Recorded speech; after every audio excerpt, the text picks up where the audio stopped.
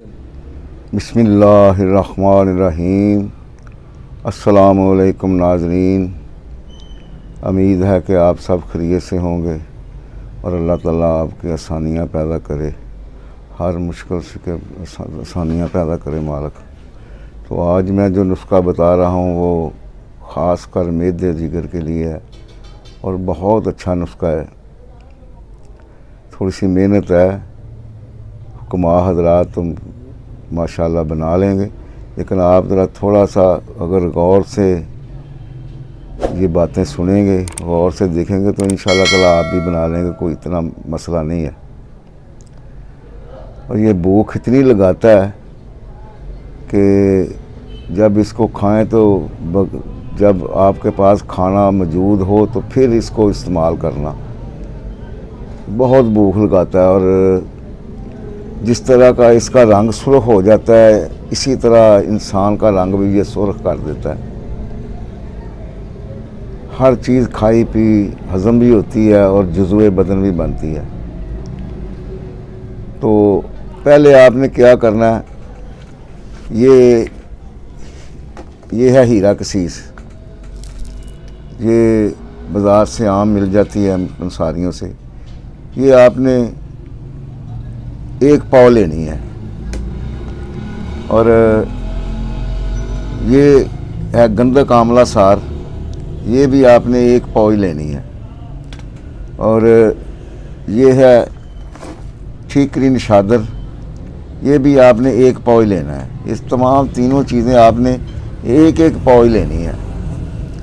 और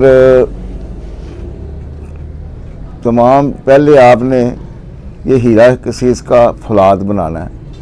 वो किस तरह बनाना है वो मैं आपको इंशाल्लाह लाइव बताऊंगा कि किस तरह बनाना है, लेकिन मैं आपको वैसे बता रहा हूँ कि इसमें आप ये 1 पाव है तो इसमें कम से कम आप 2 किलो पानी डाल दें। किसी बर्तन में डालकर, खुले बर्तन में डालकर 2 किलो पानी डाल दें और इसको भिगो दें। तो 1 पाव ही आपने मीठा सोडा लेना है। ये मीठे सोडे की चुटकियाँ मारते जाएं और आप मीठे सोडे की चुटकियाँ मारते जाएं और ये एक्शन होगा। और तमाम मीठा सोडा जब ख़त्म हो जाएगा तो इसको पड़ा रहने दें। और ये सब हीरा कसीस बिल्कुल तैनशीन होकर बिल्कुल बारीक हो जाएगी और इसका रंग सुर्ख होना शुरू। पहले इसका रंग सब्ज़ ही होगा, ऊपर से पानी आराम से नितार लें, नीचे सब्ज़ रंग की आपको ये बारीक पाउडर हुई हीरा कसीस मिलेगी। और इसको धूप में खुश्क कर लें। जब धूप में खुश्क ये हो जाएगी तो बिल्कुल सुर्ख हो जाएगी, जो बिल्कुल खून की तरह। और उसके बाद आपने ये करना है, इसको बिल्कुल खुश्क करके जब ये सूख जाए तो इसको खरल में डाल दें और गंधक भी बारीक कर लें और निशादर भी बारीक करके तीनों चीज़ों को मिलाकर इसमें नींबू का पानी डालें। ये नींबू का पानी भी आपको 1 पाव ही चाहिए। ये मैंने पानी भी निकाल रहा हूँ, तो ये नींबू के मैंने पानी निकाला है, वो पड़ा हुआ है। तो ये छिलके, नींबू के छिलके हैं, तो ये मुकत्तर करके पानी इसमें थोड़ा थोड़ा डाल के खरल करते जाएं, थोड़ा थोड़ा डाल के खरल करते जाएं।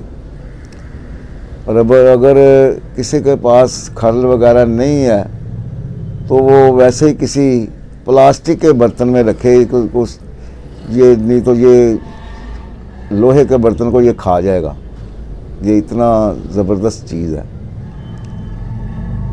गला देगा उसको।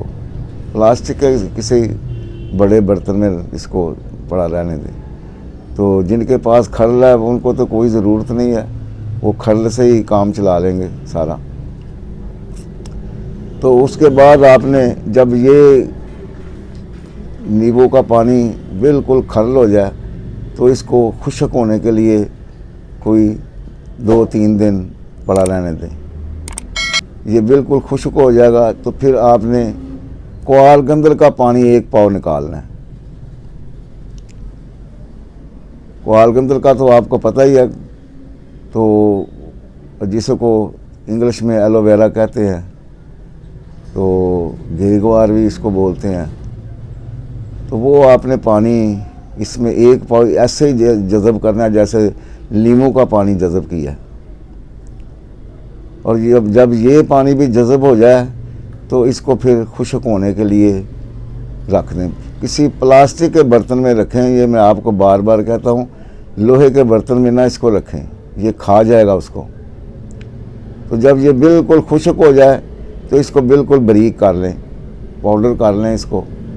और ये 4 रत्ती इसकी खुराक है। 1 माशा तक भी आप खा सकते हैं, लेकिन 4 रत्ती इसकी खुराक है। खाने के बाद कैप्सूल में भर के तो इसको खाएं।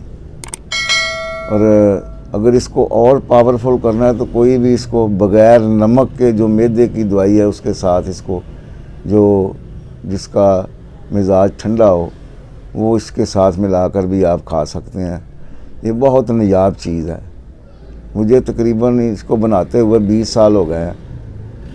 तो ये अब मेरे से ख़त्म हुआ है, तो मैं ये बनाने लगा हूँ, तो मैं आपको कहा चलो आपसे के साथ भी शेयर कर दूँ। तो ठीक है, फिर इसको बनाएं। अगर किसी चीज़ का पता ना चले तो मैं हाज़िर हूँ, मुझसे पूछ लें और इंशाल्लाह बनाएंगे तो आपको इसका रिज़ल्ट मिलेगा। ये नहीं है कि ये मैंने बता दिया तो ये ऐसे ही, इसका इंशाल्लाह रिज़ल्ट मिलेगा, क्योंकि ये मैं खुद अपने दवाखाने पे ये मेरा नुस्खा चलता है। ठीक है, फिर इंशाल्लाह बनाएं और दुआओं में याद रखें। खुदा हाफिज़।